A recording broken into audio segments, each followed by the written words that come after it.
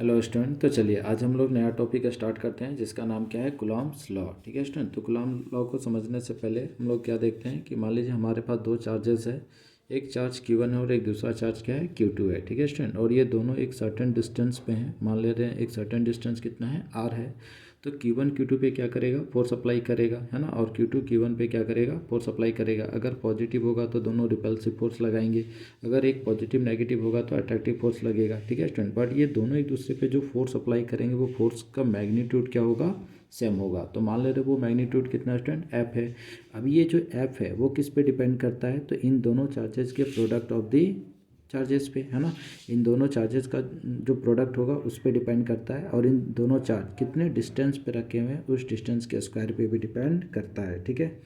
तो उसी को हम लोग लॉ में क्या पढ़ रहे हैं कि द फोर्स ऑफ अट्रैक्शन और repulsion between two charges is directly proportional to the product of the charges and inversely proportional to the square of the distance between them. ठीक है स्टूडेंट।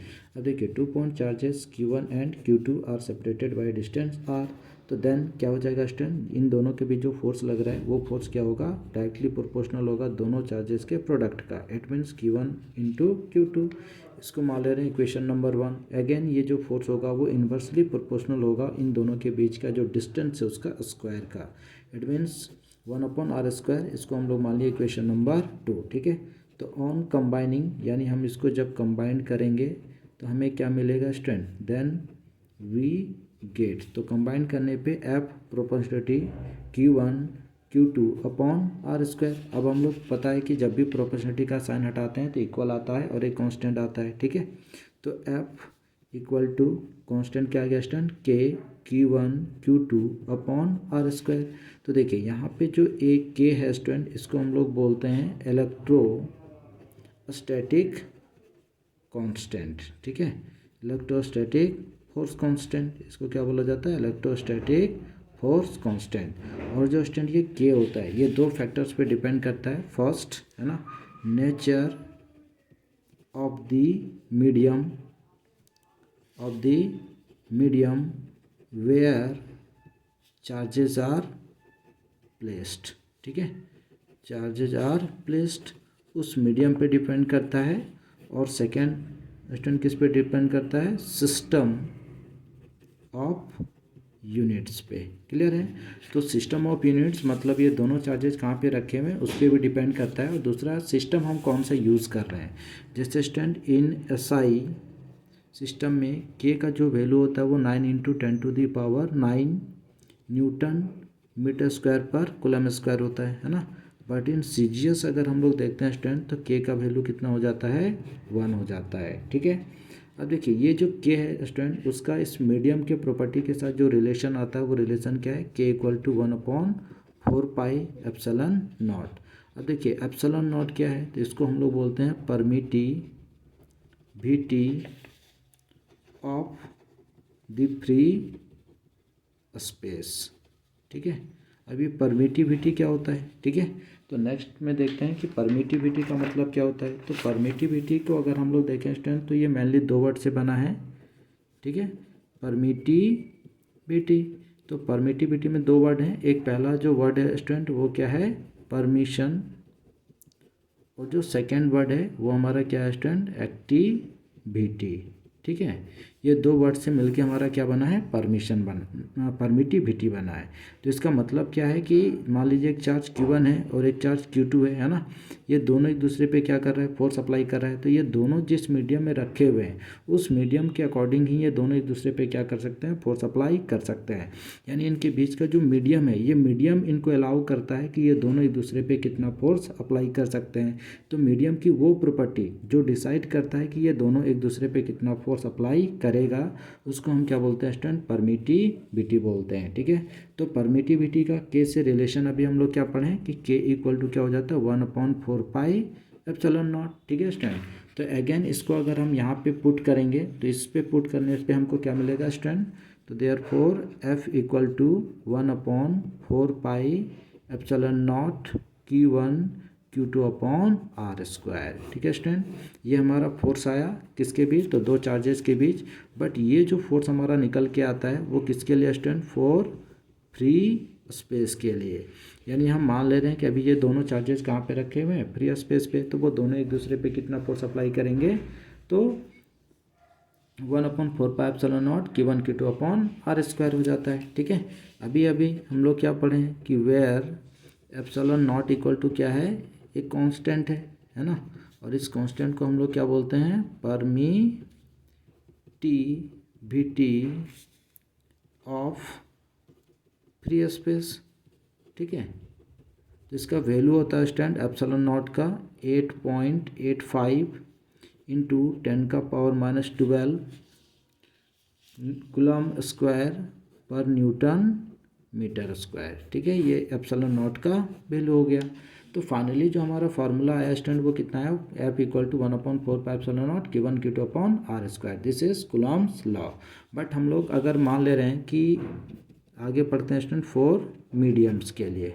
ठीक है, यानी मान लीजिए ये चार्ज Q1 और ये जो चार्ज Q2 है, इनके बीच एक सर्टेन डिस्टेंस है R, और अभी ये दोनों चार्जेस क्या है स्टूडेंट, एक मीडियम में प्लेस्ड है। तो अगर ये दोनों मीडियम में प्लेस्ड होंगे तो ये दोनों एक दूसरे पे कितना फोर्स अप्लाई करेंगे। ठीक है, तो वो जो फोर्स हमारा आता है स्टूडेंट, मान ले रहे हैं FM equal to 1/4πε Q1 Q2/r²। ठीक है, तो देखिए यहाँ पे जो फार्मूला लेके आए हैं 1/4πε इंटू Q1 Q2/r²। तो ये जो एप्सिलॉन है ये क्या है, मीडियम का परमिटिविटी है, यानी इसको हम लोग बोलते हैं परमिटिविटी ऑफ द मीडियम। ठीक है, तो देखिए अब हम लोग दोनों के बीच रिलेशन देख लेते हैं कि एफ और FM के बीच रिलेशन क्या है। तो इसको हम लोग मान ले रहे हैं स्टूडेंट थोड़ी देर के लिए F0। ठीक है, तो देखिए दोनों का रेशियो निकालते हैं, तो देयरफॉर F0/FM। तो F0 कितना होता है स्टूडेंट, तो 1/4πε0 Q1 Q2/r²। और FM कितना है, देखिए 1/4πε Q1 Q2/r²। तो ये पूरा पार्ट क्या हो जाएगा, कट जाएगा, 1/4π भी कट जाएगा। ठीक है, तो हमारे सामने क्या निकल के आएगा, F0/FM इक्वल टू 1/ε0/1/ε। ठीक है, तो देखिए F0/FM, इसको थोड़ा ठीक कर देंगे तो क्या मिल जाएगा, 1/ε0 इंटू ε/1। इट मीन्स हम बोल सकते हैं ε/ε0। ठीक है स्टूडेंट, ये चीज़ समझ में आ गया होगा। देखिए तो फाइनल रिजल्ट हमारा क्या आया, F0/FM इक्वल टू ε/ε0। अगेन ये जो ε/ε0 है इसको हम लोग क्या नाम देते हैं, εr। ठीक है, तो εr क्या होता है, तो ये है हमारा relative permittivity of the medium. ठीक है, यानी relative permittivity of the medium. तो रिलेटिव परमिटिविटी इसका नाम क्यों पड़ा, क्योंकि एप्सिलॉन और ε/0 के बीच क्या शो कर रहा है स्टूडेंट, ये रिलेशन शो कर रहा है, इसलिए इसका नाम क्या हो गया, relative permittivity of the medium. ठीक है, अब देखिए ये जो पार्ट है इसको अगेन थोड़ा सा और आगे बढ़ाते हैं, तो देखिए हमको क्या मिलेगा, एप्सिलॉन इक्वल टू ε/0 εr।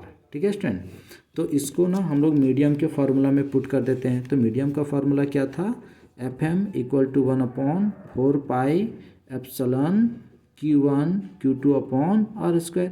तो ये एप्सिलॉन के जगह पे यहाँ पे पुट कर देंगे पूरा, तो देखिए क्या हो जाएगा, FM equal to 1/4πε0 εr Q1 Q2/r²। ठीक है, तो FM इक्वल टू 1/4πε0, और इसको इसके अंदर ले जाते हैं तो Q1 Q2 √εr into epsilon का होल स्क्वायर हो जाएगा। ठीक है, चलिए तो ये जो डिस्टेंस आया स्टूडेंट εr इंटू आर, ठीक ना, इसको हम लोग क्या नाम देते हैं, डी इफेक्टिव। ठीक है, तो ये क्या हो गया, डी इफेक्टिव नाम दे दिए इसको। क्लियर, अब जो ये डी इफेक्टिव होता है तो यहीं से हम लोग को समझ में आ रहा है कि यहाँ पे क्या था, आर था। तो वो जो आर है वो किसके इक्विवेलेंट है, ε/0 इंटू आर का, √ε/0 इंटू आर का। ठीक है, तो यही चीज़ को हम लोग को थोड़ा नोट में लिख लेना है और याद रखना है, क्योंकि ये जेई के क्वेश्चंस में, मेंस से एडवांस के क्वेश्चन में काम आता है। ठीक है, तो फाइनल रिजल्ट क्या लिख लेंगे यहाँ पे कि distance x in a medium, किसी भी मीडियम में डिस्टेंस एक्स है वो अप्रॉक्सीमेट इक्वल होगा किसका, तो distance epsilon r into r in air. ठीक है, तो ये इस पार्ट को याद रखना है, very very important for mains, JEE mains, advance. ठीक है, आगे बढ़ते हैं स्टूडेंट, थोड़ा सा वैल्यू ऑफ एप्सिलॉन आर। ठीक है, ये जो एप्सिलॉन आर का वैल्यू देखते हैं तो देखिए अलग अलग मीडियम में इसका वैल्यू क्या होता है, अलग अलग होता है। ठीक है, तो 4 अगर हम लोग एयर या वैक्यूम कंसिडर कर लेते हैं, ठीक है, तो एयर या वैक्यूम में जो एप्सिलॉन आर का वैल्यू होता है वो कितना होता है, 1 होता है। ठीक, सेकेंड देखते हैं 4 मीडियम, ऑल मीडियम के लिए।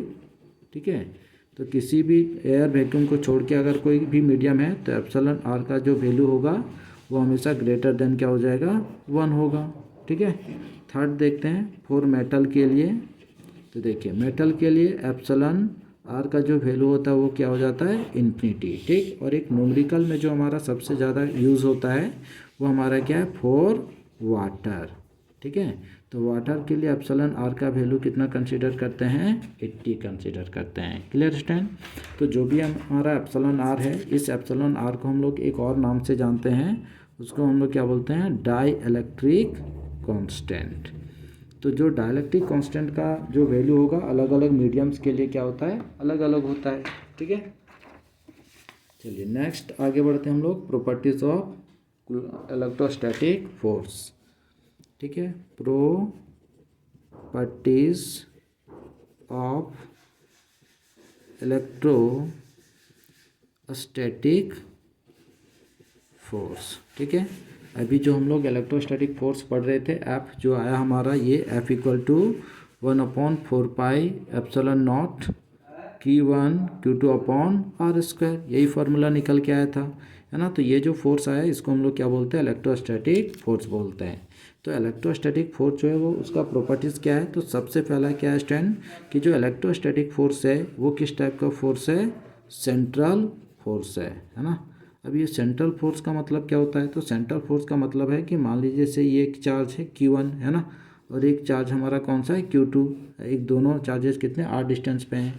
तो ये जो फोर्स होता है वो इन दोनों चार्जेस के सेंटर पे काम करता है, यानी सेंटर टू सेंटर लगता है। ये जो फोर्स लगाएगा इसके सेंटर पे, और ये Q2 जो फोर्स लगाएगा Q1 पे तो उसके सेंटर पे लगेगा। ठीक है, तो ये सेंटर टू सेंटर काम करने वाला फोर्स होता है। सेकेंड जो होता है स्टैंड, ये सेकेंड कैसा फोर्स है, तो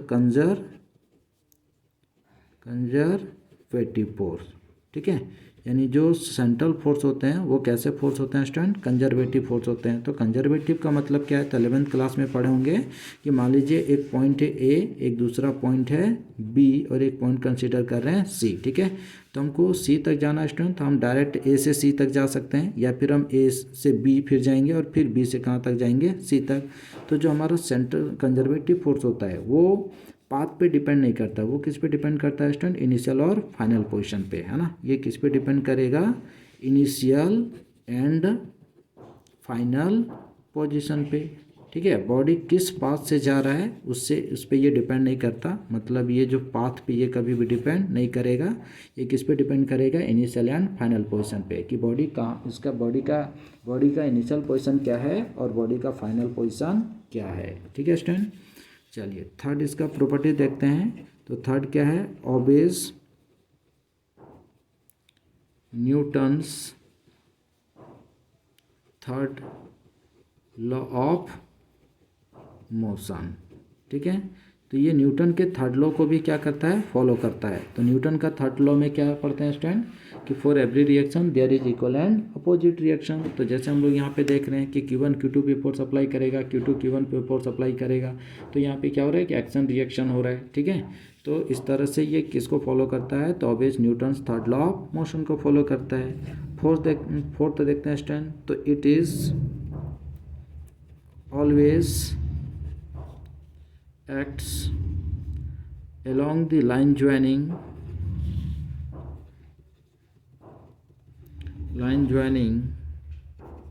the two charges।